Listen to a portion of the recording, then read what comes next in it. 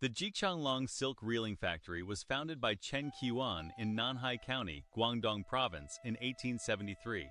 It was the first modern machine-operated silk reeling factory run by Chinese private capital in China.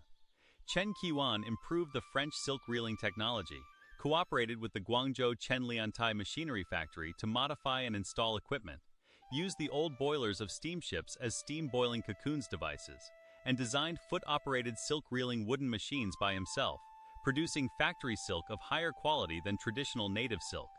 The products were exported to Europe and America, and in the 1890s, the export volume accounted for more than 60% of the Guangdong silk market.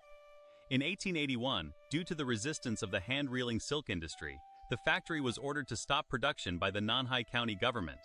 Chen Qiwan moved the factory to Macau and renamed it Heqiang, later changing it to Fuhonglong and designing small foot-operated silk reeling machines. In 1884, he moved back to Nanhai and expanded it to Jichanglong, using small silk reeling machines to supply raw materials for local farmers.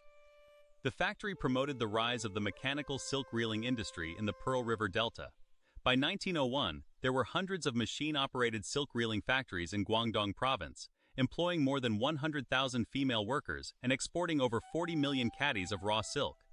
Located in Nanhai County, Guangdong Province, the factory silk produced by the factory was superior to traditional native silk in many aspects. Although it faced setbacks later, it had a profound impact on the development of China's light and textile industry.